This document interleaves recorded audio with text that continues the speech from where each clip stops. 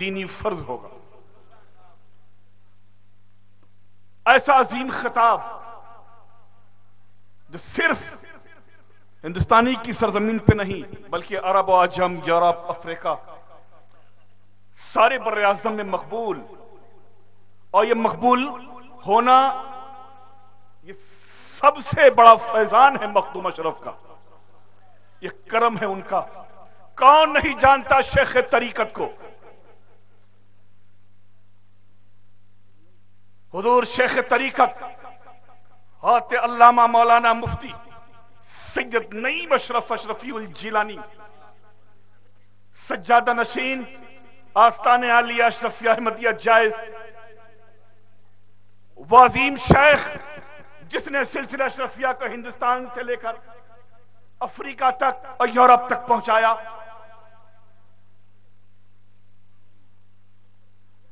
اسی شیخ طریقت کے عظیم شہزادے، اس جانشین سرکار مخدوم اشرف کے نور نظر کا نام ڈاکٹر سید علی اشرف ہے۔ آج خدا کا شکر ہے یہ وہ ایسی ہستی ہے جو خانوادہ اشرفیہ کے جتنے بھی ینگ علماء ہیں، جو کھلا ہوا ذہن رکھتے ہیں، جو کھلی ہوئی سوچ رکھتے ہیں، جو اپنے اکابرین کا، اپنے اسلام کا درد رکھتے ہیں، آج یہ وہ ایسی ہستی ہے جو سبوں کی سرپرستی کر رہی ہے۔ اور ہم بہت فخر سے کہتے ہیں کہ اگر ہمارے اکابرین کی صف میں شیخ الاسلام ہے تو ہم نوجوانوں کی صف میں ہماری سرپرستی کرنے کے لیے افضل العلماء ڈاکٹر سید علی اشرف ہے۔ یہ کرم ہے مخدوم اشرف کا۔ ایسا عظیم خطاب ہم اور آپ سماعت کرنے کے لیے بالکل ذہن کو تیار رکھیں۔ ان کے ایک ایک لفظ پر آپ غور کریں، ایک ایک لفظ پر غور کریں، اپنے دلوں میں اتارتے چلے جائیں۔ ذرا سا آپ ادھر ادھر ہوئے، ان کی بات کہاں نکل جائے گی آپ سمجھ نہ پائیں گے۔ لہذا میں افضل العلماء، رہبر شریعت، اولاد غوث اعظم حضور ام محترم ڈاکٹر سید علی اشرف اشرفی الجیلانی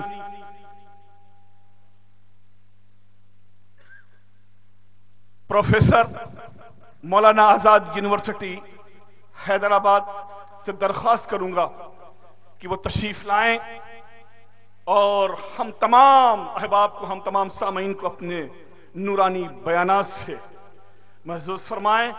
حضور والا کا استقبال نعرہ تکبیر و ساتھ سے کریں۔ نعرہ تکبیر، نعرہ رسالت۔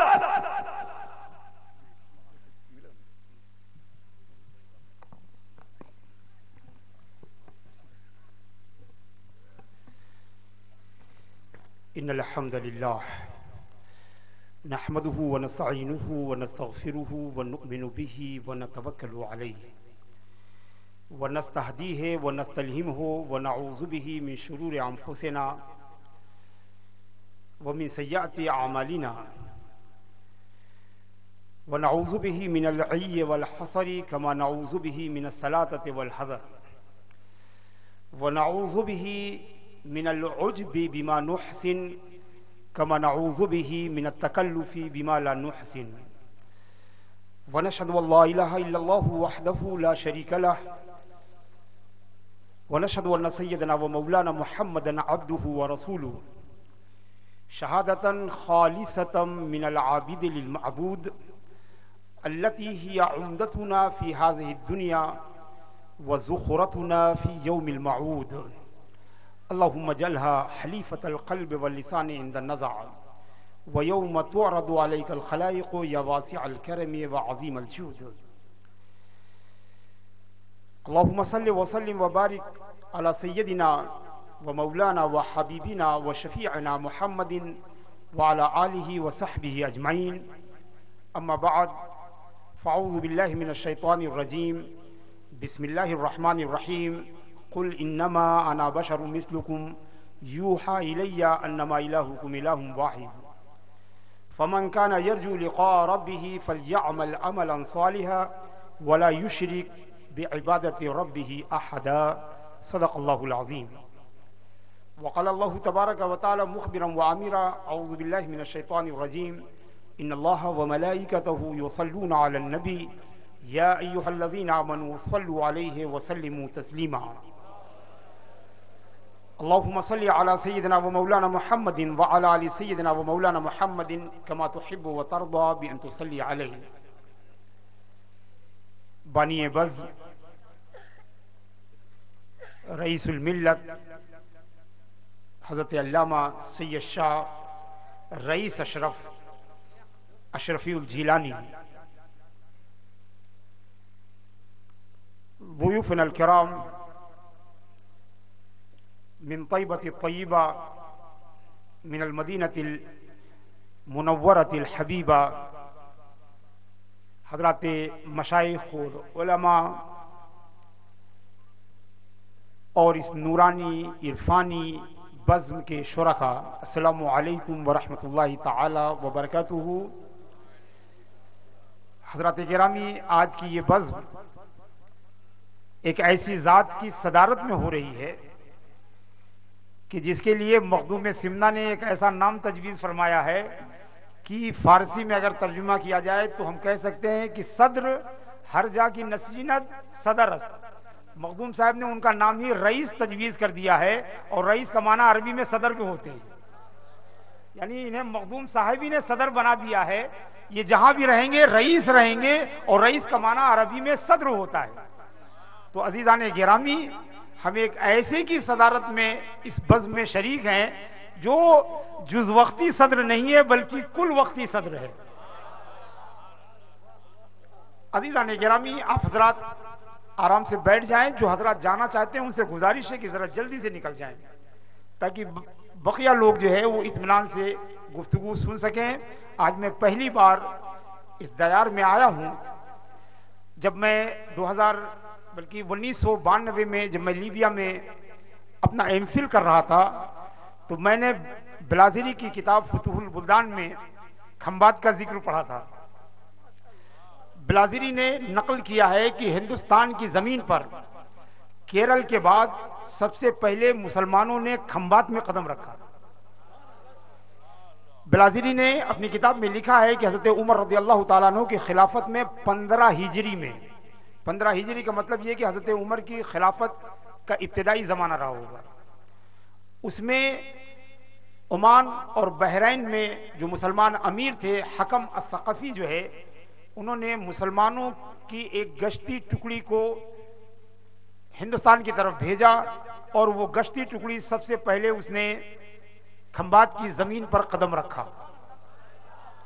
بلکہ بلازری نے لکھا بھی ہے کہ حضرت عمر رضی اللہ تعالیٰ عنہ کو یہ قدم پسند نہیں آیا تھا، اور آپ نے اپنا مشہور جملہ فرمایا تھا کہ حملتا دودن علی اودن، اے حکم تم نے کیڑے کو جو ہے لکڑی پہ بٹھال کے اور تم نے بھیج دیا. یعنی اس زمانے میں جہازرانی اتنی ترقی یافتہ نہیں تھی، اور حضرت عمر رضی اللہ تعالیٰ عنہ امیر المومنین اور خلیفۃ المسلمین کی حیثیت سے ایک ایک مسلمان کی جان کو قیمتی سمجھتے تھے. بہرحال تو گویا پہلی بار عرب ہندوستان میں جب آیا تو وہ کھمبات میں آیا، اور آج کے اس مجلس میں، آج کے اس بزم میں، آج کی اس انٹرنیشنل کانفرنس میں آج بھی جو ہے حضرت سید رئیس اشرف صاحب نے عربوں کو بلایا ہے. تو یہ کھمبات میں عربوں کی دوسری آمد ہے. ایک آمد 1400 برس پہلے ہوئی تھی جو ہم تاریخ میں پڑھتے ہیں، اور دوسری آمد آج ہے جو ہم اپنی سر کی آنکھوں سے دیکھ رہے ہیں. وہ عرب تھے، بنو ثقیف کے تھے، اور یہ نبی کریم صلی اللہ علیہ وسلم کے جیران ہیں، ان کے پڑوسی ہیں. اللہ تبارک و تعالی اس جلسے کو قبول فرمائے اور اس کے پیغام کو دور دراز تک پہنچائے. ایک بار ذرا محبت کے ساتھ درود پڑھیے. اللہم صلی علی سیدنا و مولانا محمد وعلی آل سیدنا و مولانا محمد وبارک وسلم. حضرات گرامی، بنیادی طور پر یہ انٹرنیشنل کانفرنس ایک عرس کی تقریب میں ہو رہی ہے. میں اپنی گفتگو کا آغاز ایک बेहद अहम सवाल से करना चाहता हूं। हमारे उलमा भी उससे इस्तिफादा करेंगे और आपके ईमान और यकीन को भी पुख्तगी हासिल होगी। सवाल बहुत आसान है कि अहले सुन्नत वल जमात जब भी कोई प्रोग्राम करते हैं तो वो प्रोग्राम सिर्फ 3 तरह का होता है। जब भी हम कोई बज़्म करते हैं, मजलिस करते हैं, कॉन्फ्रेंस करते हैं, सेमिनार करते हैं, सिंपोजियम करते हैं, वर्कशॉप करते हैं, कोई भी प्रोग्राम करते हैं, मगर वो प्रोग्राम 3 हाल से खाली नहीं होता। या तो वो मिलाद शरीफ का प्रोग्राम होता है, या तो वो मजलिसे जिक्र हुसैन का प्रोग्राम होता है, और या तो औलिया अल्लाह का उर्स होता है। सुन्नियों का प्रोग्राम चाहे जिस नाम से हो, चाहे जिस टाइटल से हो, मगर होता है यही 3 प्रोग्राम। या तो सुन्नी मिलाद मनाता है, या सुन्नी जिक्र शहादत मुनक़िद करता है, और या तो सुन्नी औलिया अल्लाह के आरास मनाता है, उनकी उर्स की महफिलें मुनक़िद करता है। कभी आपने सोचा कि आखिर अहले सुन्नत 3 ही प्रोग्राम क्यों करते हैं? कभी आपने गौर किया कि सुन्नी 3 ही उन्वान से प्रोग्राम क्यों करता है? सुन्नी दूसरों के पास देखें, तरह तरह के प्रोग्राम हैं, तरह तरह के उन्वानात हैं, तरह तरह के टाइटल्स हैं, मगर सुन्नी का प्रोग्राम इन 3 से बाहर नहीं निकलता। हमेशा हर प्रोग्राम या तो वो मिलाद का प्रोग्राम होता है, या तो वो जिक्र शहादत होता है, या तो वो औलिया अल्लाह का जिक्र होता है, उनका उर्स होता है। आखिर इसका सबब क्या है? तो मुसलमानों, मैं आपको बताना चाहता हूं कि सुन्नी जो है वो दीन से मोहब्बत करने वाला है। तवज्जो चाहूंगा, गौर से सुनिएगा। सुन्नी दीन से मोहब्बत करता है। सुन्नी जानता है कि अल्लाह का दीन हमारे लिए जरूरी है। सुन्नी जानता है कि अल्लाह का दीन अगर नहीं होगा तो खुदा की मार्फत नहीं होगी, खुदा की शरीयत नहीं होगी, रसूल की मार्फत नहीं होगी, जिंदगी का तरीका नहीं मालूम होगा, जिंदगी गुजारने का रास्ता नहीं मालूम होगा। तो दुनिया और आखिरत में कामयाबी के लिए अल्लाह का दीन जरूरी है। ये सुन्नी जानता है। वो जानता है कि दीन के बगैर न दुनिया में कामयाब हो सकते हैं, न आखिरत में कामयाब हो सकते हैं। मगर खुदा का दीन हासिल कैसे किया जाए, खुदा का दीन पाया कैसे जाए, खुदा के दीन तक पहुंचा कैसे जाए, खुदा के दीन को हासिल कैसे किया जाए? अरे दीन तो लौहे महफूज में है, दीन लौहे महफूज पर है, तो जमीन पर कैसे आए? तो हजरत गिरामी, जिसे दीन चाहिए उसे एक दीन लाने वाला चाहिए। तवज्जो चाहूंगा, जो दीन चाहता है उसे एक दीन लाने वाला चाहिए। जो दीन का ख्वाहिशमंद है उसे जरूरी है कि वो एक दीन लाने वाले को ढूंढे। दीन जरूरी है, मगर दीन को पैर नहीं है कि वो चलकर आपके पास आए। दीन की हमें जरूरत है। न हम लौहे महफूज तक पहुंच सकते हैं, न दीन लौहे महफूज से दुनिया आ सकता है। अगर दीन चाहिए तो दीन लाने वाला चाहिए। और समझ गए आप, जब दीन दुनिया में आता है, जमीन पर आता है, तो शैतान है ना, उसने वादा किया है अल्लाह से कि हम तेरे दीन को मिटाने की कोशिश करेंगे, हम तेरे दीन को बर्बाद करने की कोशिश करेंगे, हम तेरे दीन को खत्म करने की कोशिश करेंगे। तो हजरत गिरामी, जिस तरह दीन खुद से आ नहीं सकता है, वैसे ही दीन खुद को बचा नहीं सकता। जिस तरह दीन के लिए दीन लाने वाला चाहिए, वैसे ही दीन के लिए दीन बचाने वाला चाहिए। तो जिसे दीन चाहिए उसे एक दीन लाने वाला चाहिए और एक दीन बचाने वाला चाहिए। और अजीजान गिरामी, हम सब जानते हैं कि दीन मदीने में आया, दीन को शुहदा ने बचाया, मगर दीन खंभात तक कैसे पहुंचेगा, गुजरात तक कैसे पहुंचेगा, हिंदुस्तान तक कैसे पहुंचेगा? तो दीन तो मदीने में आया, करबला में बचाया गया, मगर हिंदुस्तान कैसे आए?